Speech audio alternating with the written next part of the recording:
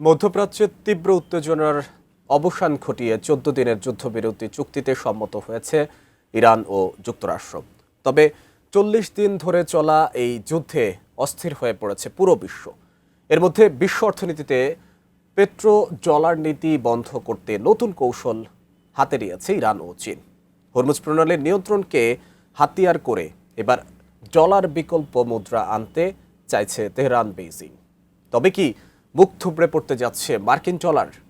বিস্তারিত জানাচ্ছেন এসআই রাজ।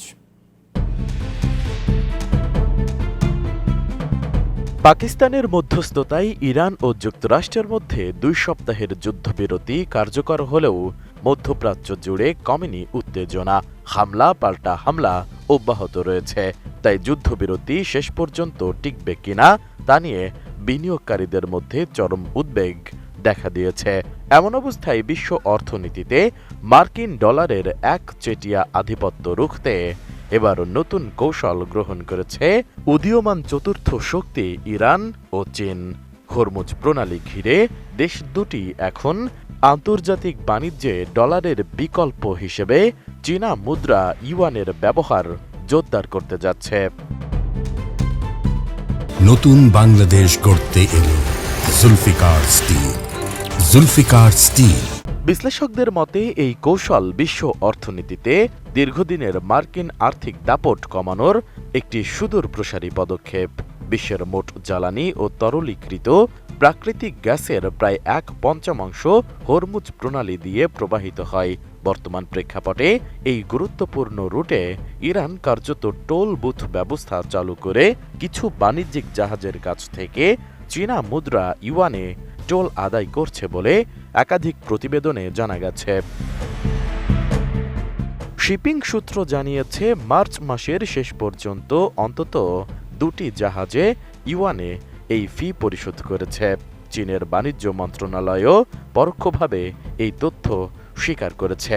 এমনকি ইরানের কূটনৈতিক মহল থেকে পেট্রো ইউয়ান ধারণাকে বৈশ্বিক তেল বাজারে যুক্ত করার আহ্বান জানানো হয়েছে। বিশ্লেষকরা আরও বলছেন এই উদ্যোগ ইরান ও চীনের জন্য উইন উইন পরিস্থিতি তৈরি করছে।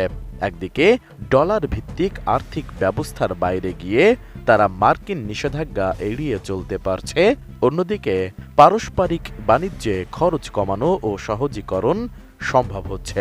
২০২১ সালে সই হওয়া ২৫ বছরের কৌশলগত অংশীদারিত্ব চুক্তির ফলে দুই দেশের অর্থনৈতিক সম্পর্ক আরও গভীর হয়েছে। চীন বর্তমান ইরানের জ্বালানি তেলের সবচেয়ে বড় ক্রেতা।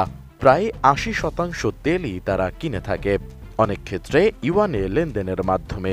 এর বিপরীতে চীন থেকে বিপুল পরিমাণ যন্ত্রপাতি, ইলেকট্রনিক পণ্য ও শিল্প উপকরণ আমদানি করে ইরান।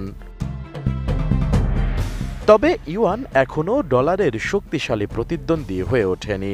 এর প্রধান কারণ চীনের কঠোর মূলধন নিয়ন্ত্রণ ব্যবস্থা, যার ফলে ইউয়ান অবাধে বিনিয়োগযোগ্য নয়। পাশাপাশি চীনের আর্থিক ব্যবস্থার স্বচ্ছতা ও পূর্বানুমানযোগ্যতা নিয়ে আন্তর্জাতিক মহলে কিছু সংশয় রয়েছে। ২০২৩ সালের এক হিসাব অনুযায়ী বৈশ্বিক জ্বালানি তেলের প্রায় ৮০% লেনদেন ডলারে সম্পন্ন হয়। এই বাস্তবতায় ইরান ও চীন মনে করে যুক্তরাষ্ট্র ডলারকে রাজনৈতিক অস্ত্র হিসেবে ব্যবহার করে প্রতিপক্ষ দেশগুলোর ওপর চাপ অব্যাহত রাখে। তাই হরমুজ প্রণালীতে ইউয়ানের ব্যবহার হলে ভবিষ্যতে বৈশ্বিক অর্থনীতিতে মুখ থুবড়ে পড়বে মার্কিন ডলার। এসআই রাজ, এটিএন নিউজ।